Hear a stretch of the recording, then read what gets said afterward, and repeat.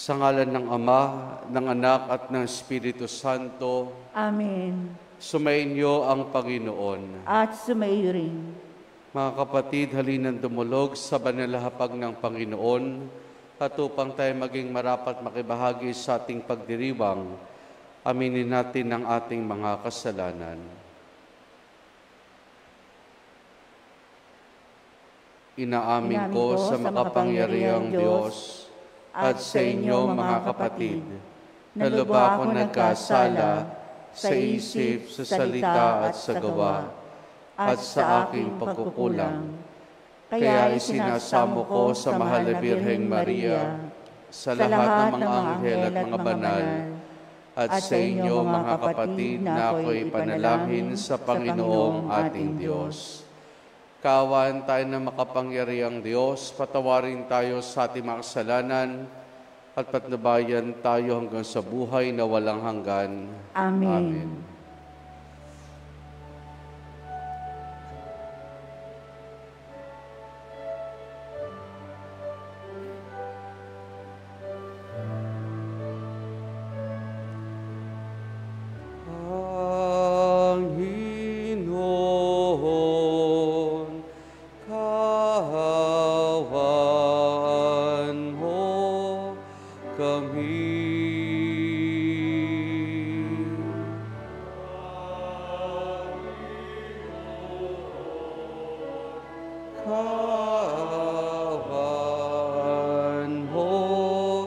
Panginoon, kaawaan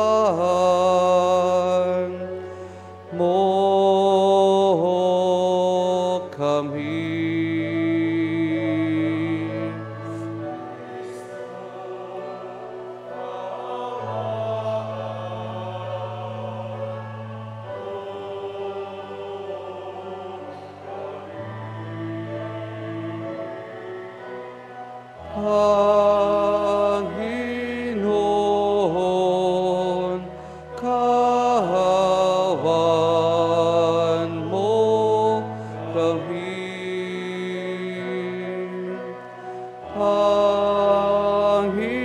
Panginoon, kaawaan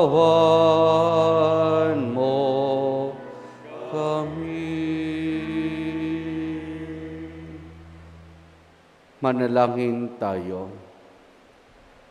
Ama naming makapangyarihan, maisaloob naman naming palagian, ang mga galing sa Espiritu ng Kabanalan, upang sa salita at gawa ay aming magampanan ang lahat ay iyong mga kinululugdan sa pamamagitan ni Jesus, kasama ng Espiritu Santo, magpa sa walang hanggan. Amen. Amen.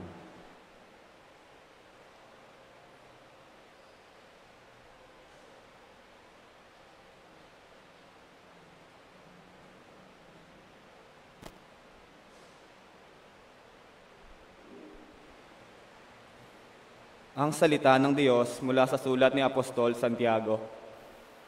Pakinggan ninyo ito, kayong mayayaman. Tumangis kayo at humagulgol sa kapighatiang darating sa inyo. Bulok na ang inyong mga kayamanan at kinain ng tanga ang inyong mga damit. Kinain na ng kalawang inyong ginto at pilak. At ang kalawang din iyon ang magiging katibayan laban sa inyo at parang apoy na uubos sa inyong laman. Yan ang kayamanang inimpok ninyo para sa mga huling araw. Sumisigaw laban sa inyo ang upa na hindi ninyo ibinigay sa mga gumapas sa inyong bukirin. Umabot sa langit sa pandinig ng Panginoong makapangyarihan sa lahat. Ang mga hinaing ng mga ani na inyong inapi. Nagpakalayaw kayo at nagpapasa dito sa lupa. Nagpataba kayong parang mga hayop na papatayin. Hinatulan ninyo at ipinapatay ang mga matuwid. Hindi sila lumaban sa inyo. Ang salita ng Diyos. Salamat sa Diyos. Mapalad ang mga aba, ang Diyos ay nasa kanila. Mapalad ang mga aba, ang Diyos ay nasa kanila. Masdan ninyong yaong, taong nagtiwala sa sarili, at sa kanyang kayamanan ay nanghawak na mabuti. Tulad niya ay mga tupa, sa patayan din hahantong, kalawit ni kamatayan ang magiging kanyang pastol. Mapalad ang mga aba, ang Diyos ay nasa kanila. Ang matuwid, magwawagi pag sumapit ang umaga, laban doon sa kaaway na ang bangkay ay bulok na. Sa lupain nitong patay na malayo sa kanila, ngunit ako ililigtas, hindi ako babayaan. Aagawin ako ng Diyos sa kamay ng kamatayan. Mapalad ang mga aba, ang Diyos ay nasa kanila. Di ka dapat na matakot, ang tao man ay yumaman. Lumaguman ang lumago, yung kanyang kabuhayan. Hindi ito madadala kapag siya'y namatay. Ang yaman ay hindi niya madadala sa libingan. Mapalad ang mga aba, ang Diyos ay nasa kanila. At kahit na masiyahan ang tao sa kanyang buhay, dahilan ng sinusuob ng papurit nagtagumpay, masasama pa rin siya sa ninunong nangamatay, masasadlak pa rin siya sa dilim na walang hanggan. Mapalad ang mga aba, ang Diyos ay nasa kanila.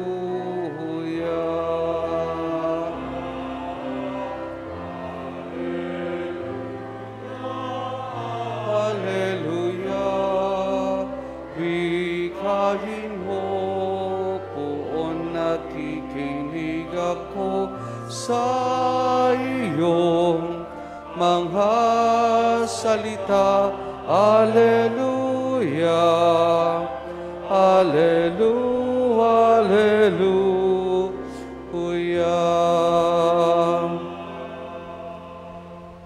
Sumainyo ang Panginoon. At sumayo rin. Ang mabuting balita ng Panginoon ayon kay San Marcos. Papuri sa iyo, Panginoon.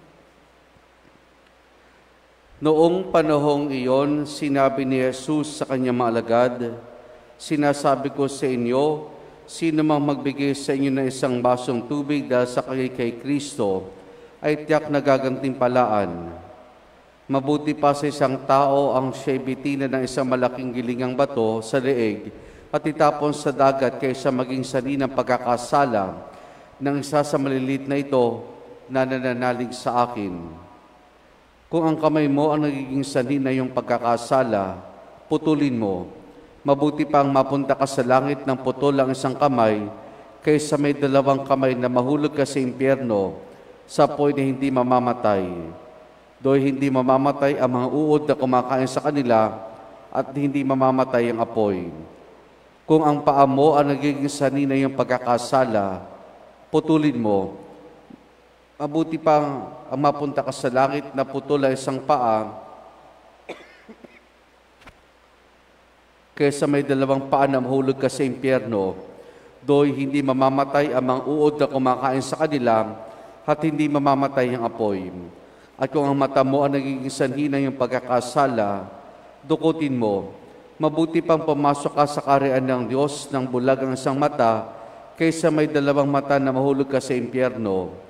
Do'y hindi mamamatay ang mga uod na kumakain sa kanila, at hindi mamamatay ang apoy.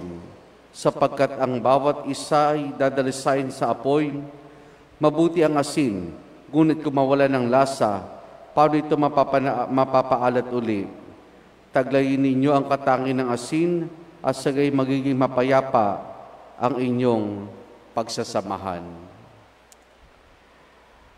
Ang mabuting balita ng Panginoon. Pinupuri ka namin, Panginoong Hesukristo. Magandang umaga po sa ating lahat. Ang ancient philosopher na si Erasmus ang siyang nagsabi na prevention is better than cure. At lahat naman ho tayo pamilyar diyan sa kasabihang iyan na prevention is better than cure. Kung mararamdaman mo na magkakasakit ka o meron ka ng sipon, inom na ng gamot, inom na ng maraming tubig, magpapasikat sa araw, kakain ng masustansya, sa halip na magtuloy-tuloy ang sakit at mas magiging magastos kapag ka nagtuloy-tuloy ang sakit. Pero itong kasabihang ito ni Erasmus, yung prevention is better than cure, hindi lang natin maaring makita sa aspeto ng physical na kalusugan, kundi sa spiritual na kalusugan din. At ito mga kapatid, ang siyang ipinapahayag sa atin ngayon ng ating mga pagbasa na sa halip na magkasala ay iwasan na kaagad ito. Bagamat kapag tayo nagkakasala, nandyan parati ang biyaya ng pagkapatawad ng Diyos sa pamamagitan ng sakramento ng kumpisal. At ano mga kapatid ang maaari nating gawin upang sa gayon ay maiwasan natin ang pagkakasala? Kasi minsan baka inisip natin, dahil tayo mga makasalanan, at dahil tayo makasalanan ay meron tayong license para magkasala.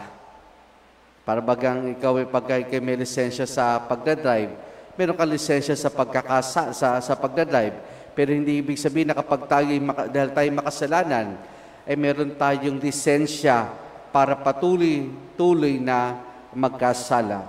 At dalawang bagay ang pinapaalala sa atin ngayon ng ating mga pagbasa upang sa gayon ay kahit papaano ay makaiwas tayo sa pagkakasala.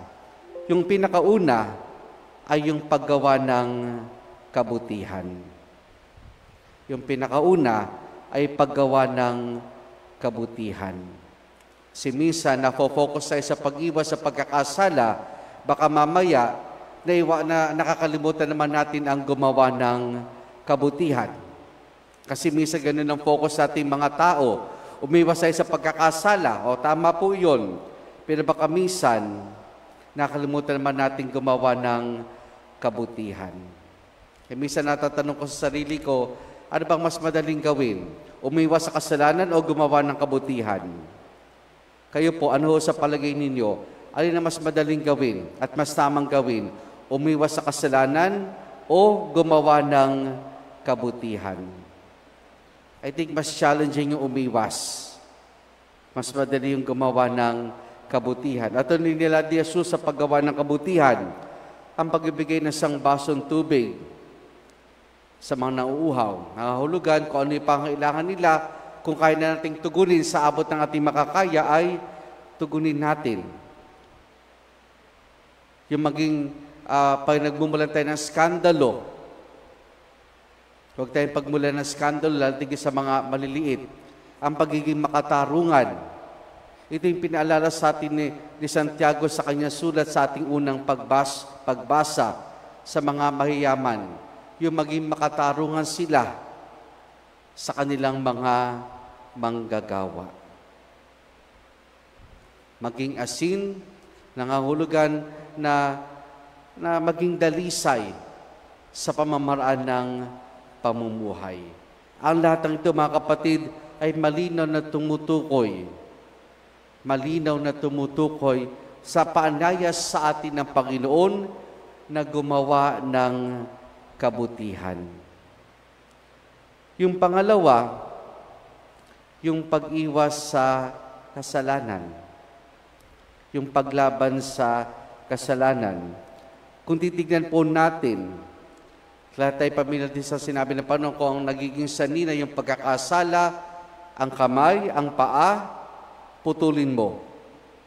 At yung nagiging sanina yung pagkakasala, yung mata, dukutin mo. Siguro kung susundin talaga natin itong literally, malamang ay kapos o kulang na ang bawat bahagi ng ating katawan.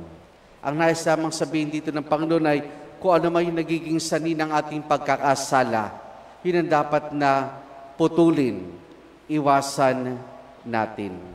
Si San Francisco ng Assisi po, kapag siya'y tinutukso sa makamundong pagnanasa ng kanyang katawan, alam niyo po kung anong ginagawa niya? Gumugulong siya sa mga tinik. Ganun ang ginagawa ni San Francisco ng Assisi kapag natutokso siya sa laman. O kapag dumating na yung tukso ng laman, ang agad ginagawa niya, nagubat siya ng kanyang damit at gumugulong siya sa mga tinik. Siguro pag ginawa natin lahat iyon, lahat tayo puro sugat na. Napakahirap nun. Pero yung simpleng pamamaraan na kung ano may nagiging sanina ng ating pagkakasala, yun ang dapat ay iwasan na kaagad natin. Kasi nga misa, alam na natin yung tinaging sanina ng pagkakasala, sige pa rin tayo. Halimbawa, sa internet, kayo ba na-check niyo yung mga sites sa binupunta ng inyong mga anak at apo sa internet? Baka mamaya mayroong mga sites na yan na hindi na dapat nila pinupuntahan o binubuksan ay napupuntahan pa. Paano natin mapipigilan yung mga iyan? Ang alam ko yung sa mga gadgets ngayon, ay meron na mga restrictions na nilalagay na hindi pwedeng mapuntahan o mabuksan ang mga, sabihin natin, mga pornographic sites ng internet. Nung kami seminarista, ang biro sa amin ng mga pare, para doon kami magkasala sa paggamit ng internet, yung mga monitor namin, lagyan namin sticker ng imahen ni Kristo. Kahit maliit na sticker lang, nandoon. Kasi di ba yung mga pictures ni Jesus, parating nakatingin sa atin iyan. Na para bang sabihin natin, para magsabihin natin parating tayong binabantayan, parating nagmamatsyag sa atin. Kung nagiging sanina yung pagkakasala ay yung pagkakatipon-tipon ninyo sa isang lugar para magchismisan, anong dapat gawin? Iwasan na. O kung nandun na at nagsimula na ang chismisan, siguro maganda na ikaw mismo, tayo mismo ang magpaalala na hindi tama yung ating ginagawa. Ano man ang nagiging sanhi ng ating pagkakasala, yun ay dapat nasa simula pa lang ay pinuputol na natin, inaalis na natin. Sabi nga dun sa yung prayer of contrition na to avoid whatever leads us to sin. Kapag tayo nagkukumpisal, pinadadasal po sa atin yung dasal na iyon na yung bahagi noon na whatever leads me to sin ay maalis sa atin o mapaglabanan ng bawat isa sa atin. Mga kapatid, bagamat tayong lahat ay tuturing na makasalanan. Kahit naman tayo matuturing na makasalanan, pwede nangangahulugang mabubuhay tayo sa pagkakasala. Di nangangahulugang may lisensya o may karapatan tayo magkasala. Dahil hindi tayo dito ginawa, hindi ito ang dahilan kung bakit tayo nilikha ng Diyos. Nilikha niya tayo para sa kanyang sarili. Nilikha niya tayo para maging mabuti. Nilikha niya tayo para mabuhay sa kabanalan. Gumawa ng mabuti, ano man naging sanhi nating pagkakasala, alisin kaagad, putulin kaagad. Amen.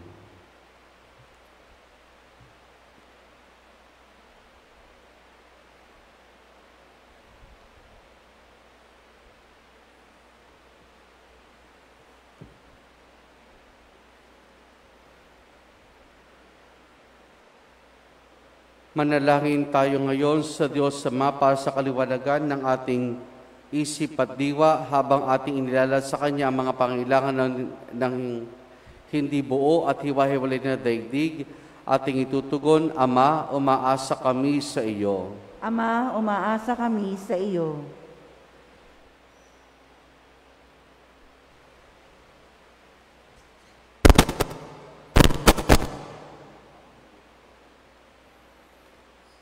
Ang banal na sambayanan ng Diyos naway manatiling matatag sa pakikibaka laban sa iba't ibang kasamaan. Manalangin tayo sa Panginoon. Ama, umaasa kami sa iyo. Ang lahat ng tao naway patuloy na magsumikap sa pagharap sa mga pagsubok at pagdurusa. Manalangin tayo sa Panginoon. Ama, umaasa kami sa iyo. Ang ating mga ari-arian naway huwag nating hayaang umakay sa atin sa kawalan. Manalangin tayo sa Panginoon. Ama, umaasa kami sa iyo. Ang mga may sakit naway makatagpo ng lakas at kasiyahan mula sa mga nag-aaruga sa kanila. Manalangin tayo sa Panginoon. Ama, umaasa kami sa iyo. Ang ating mga mahal na yumao naway makatagpo ng walang hanggang kapahingahan. Manalangin tayo sa Panginoon. Ama, umaasa kami sa iyo.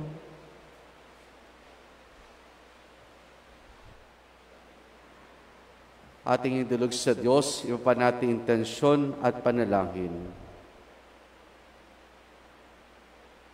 Makapangyarihang Ama, humingi ng katapangan sa pananampalataya ang bayang iyong tinawag na sumunod sa iyong anak, nilalahad ang kanilang pangangailangan sa iyo. Hinihiling namin ito sa pamamagitan ni Jesus na aming Panginoon. Amen. Amen.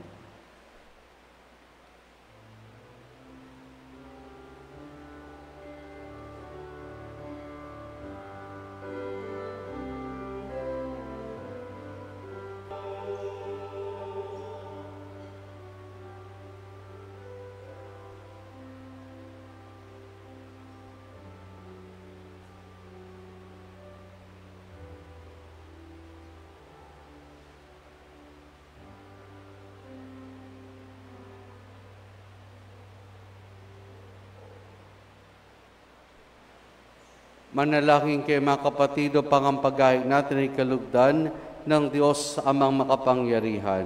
Tanggapin nawa ng Panginoon itong paghahain sa iyong mga kamay, sa kapurihan at karangalan sa ating kapakinabangan at sa buong sambayanan niyang banal. Ama naming lumikha, sa pagganap namin ng banal na pagdiriwang upang kayo ngay aming paglingkuran, hiniling namin naway mapakinabangan ng aming nihahain sa iyong karangalan, sa pamamagitan ni Jesus, kasama ng Espiritu Santo, magpa sa walang hanggan. Amen. Sumainyo ang Panginoon. At sumayo rin. Taas sa Diyos sa inyong puso at diwa. Tinaas na namin sa Panginoon. Pasalamatan natin ang Panginoong ating Diyos. Marapat na siya ay pasalamatan. Ama naming makapangyarihan, tunay nga marapat na ikaw ay aming pasalamatan sa pamamagitan ni Jesus na aming Panginoon. Lubang nabagbag ka kanya loob sa pagkakamali ng tao sa sansinukob, kahit pinabuti niya siya'y panganak ng birhen bukod mong pinagpala sa babaeng lahat. Sa labi na ibing kamatayan kami inago na namatay mong anak. Sa pagkabuhay niya kami kanyang binuhay, upang kaugnamin namin sa huwag magwakas. Kaya kaisa namang anghel, nagsisiawit ng papuri siya ng walang humpay sa kalangitan, kami nagbubunyi sa iyong kadakilaan.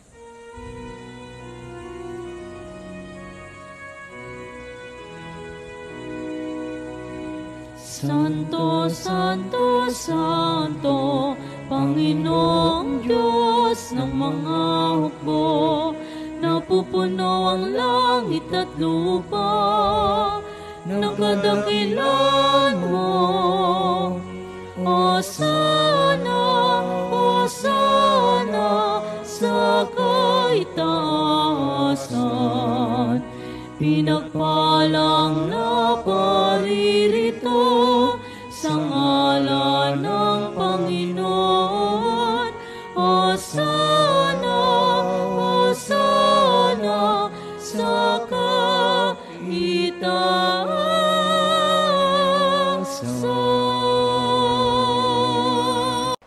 Ama naming banal, ikaw ang bukal ng tanang kabanalan. Kaya sa pamamagitan ng Espiritu, gawin mong banal ang mga kaloob na ito upang para sa amin maging katawan at dugo ng aming Panginoong Hesukristo. Bago niya pinagtiis ang kusang loob na maging handog, hinawakan niya ang tinapay, pinasalamatan kaniya, pinaghati-hati na yon. Iniabot sa kanya maalagad at sinabi, tanggapin ninyo lahat ito at kanin ito ang aking katawan na ihahandog para sa inyo.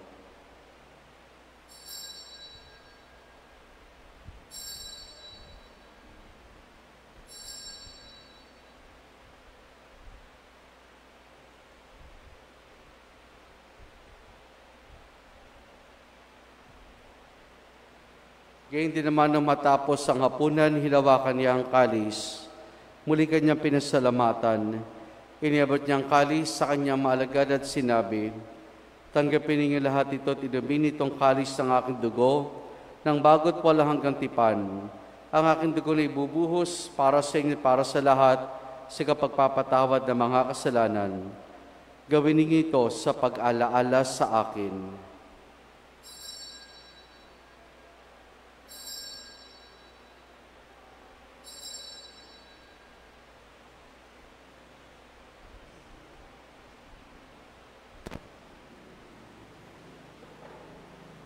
Ang misteryo ng ating pananampalataya. Si Kristo ay gunitahin, sarili ay inihain, bilang pagkahit inumin, pinagsasaluhan natin, hanggang sa siya'y dumating, hanggang sa siya'y dumating. Ama, ginagawa namin ngayon ang pag-alaala sa pagkamatay at muling pagkabuhay ni iyong anak, kaya tinialay namin sa iyo ang tinapay na nagbibigay buhay at ang kalis na kakaloob ng kaligtasan. Kami nagpapasalamat dahil kami minarapat at tumayo sa harap mo para maglingkod sa iyo. Isinasamo namin kaming magsasalo-salo sa katawan at dugo ni Kristo ay mabuklod sa pagkakaisa sa pamamagitan ng Espiritu Santo. Ama, lingapin mo ang simbahan laganap sa buong daigdig. Puspusin mo kami sa pag-ibig kay San Francisco naming Papa at ni Dennis naming Obispo at ng Tanang Kaparian. Alalahanin mo rin mga kapatid naming nahimlay na may pag-asang sila mo rin mabubuhay, gayon din na lahat ng mga pumanaw at mga kaluluwa sa purgatorio. Kaawan mo sila at patuloyin sa iyong kaliwanagan. Kaawan mo at pagindapati kami lahat na makasalo sa iyong buhay na walang wakas. Kaisa ng mahal na Birheng Maria na Ina ng Diyos, ang kanyang kabiyak ng puso, si San Jose. Kaisa ng mga apostol ni San Juan Bautista, at ng lahat ng mga banal na namuhay dito sa daigdig na kalugod-lugod sa iyo, may pagdiwanawan namin ang pagpupuri sa kararangal mo sa pamamagitan ng iyong anak na aming Panginoong Heso Kristo. Sa pamamagitan ni Kristo, kasama niya at sa Kanya, ang lahat ng parangal papuri sa iyo, Diyos Amang makapangyarihan, kasama ng Espiritu Santo, magpa sa walang hanggan.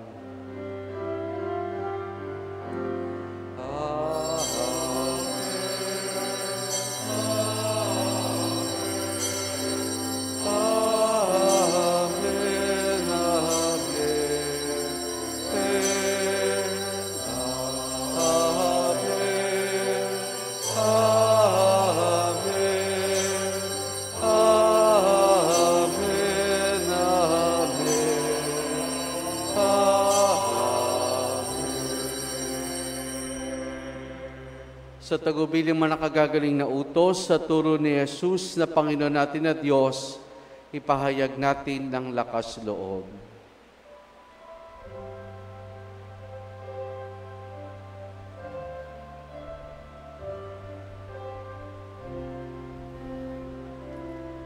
Ama namin, sumasalangit ka, sambahin ang ngalan mo, mapasahin ang kaharian mo, sundin ang loob mo dito sa lupa para nang sa langit. Bigyan mo kami ngayon ng aming kakanin sa araw-araw at patawarin mo kami sa aming mga sala para ng pagpapatawad namin sa nagkakasala sa amin, at huwag mo kaming ipahintulot sa tukso, at iadya mo kami sa lahat ng masama.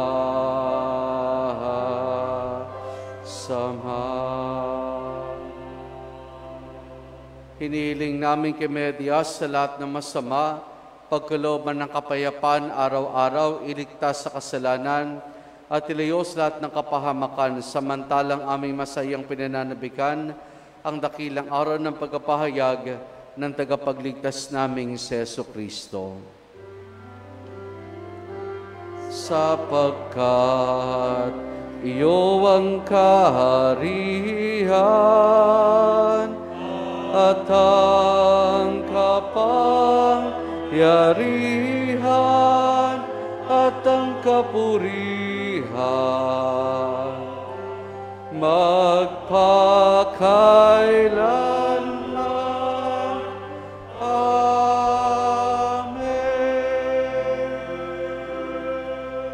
Panginoong Jesucristo, sinabi mo sa mga apostol, kapayapaan na iniwan ko sa inyong aking kapayapaan ibinibigay ko sa inyo. Tunghayan mong aming pananampalataya at huwag ang aming mga pagkakasala. Pagkalooban mo kami ng kapayapaan at pagkakaisa ayon sa iyong kalooban, kasama ng Espiritu Santo magpa sa walang hanggan. Amen. Ang kapayapaan ng Panginoon ay lagi nawang sumainyo. At sumaiyo rin. Mga kapatid, maghangad at magbahagi po tayo ng kapayapaan ni Jesus sa isa't isa. Peace be with you po.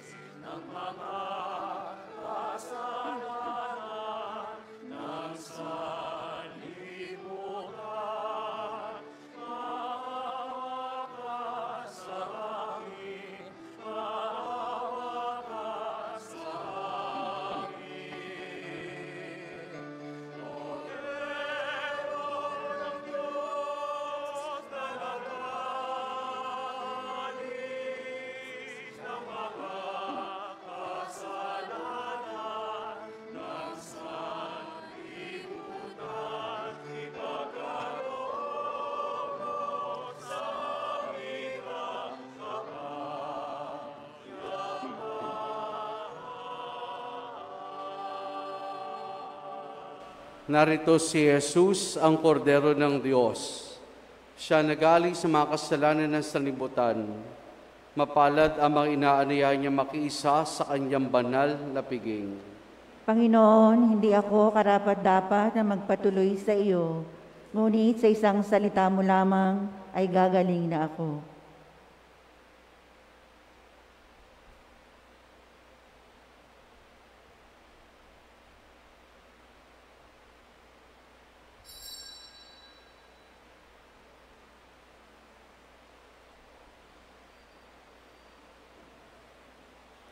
espiritual na pagtanggap ng komunyon. Panginoong Hesus, ako ay naniniwala na ikaw ay nasa kabanal-banalang sakramento. Iniibig kita ng higit sa lahat at minimithi kong tanggapin ka sa aking kaluluwa. Sapagkat sa mga sandaling ito'y hindi kita matatanggap sa sakramento, tumuloy ka sa Espiritu sa aking puso. Niyayakap kita na para bagang naririto ka na, at iniaalay ko ng buong buo ang aking sarili sa iyo.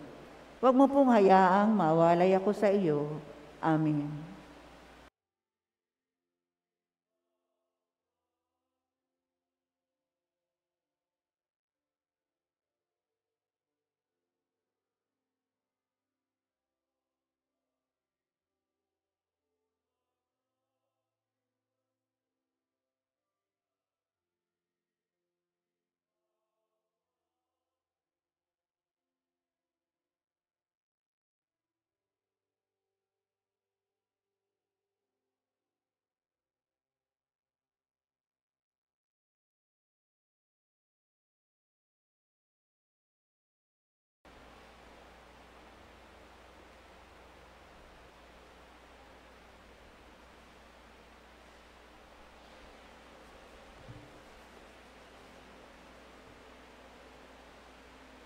Manalangin tayo.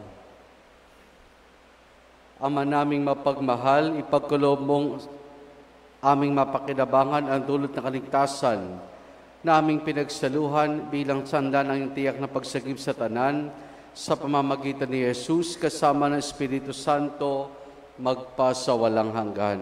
Amen. Sumainyo ang Panginoon At sumayo rin. at pagpalain tayong lahat ng mabutit mapagmahal na Diyos sa Ama, Anak at Espiritu Santo. Amen. Naialay na natin ang pagdiriwan ng banal na misa, kumain tayong taglayang kapayapaan at pag-ibig ng Panginoon. Salamat sa Diyos. Purihin po natin ang ating Panginoon.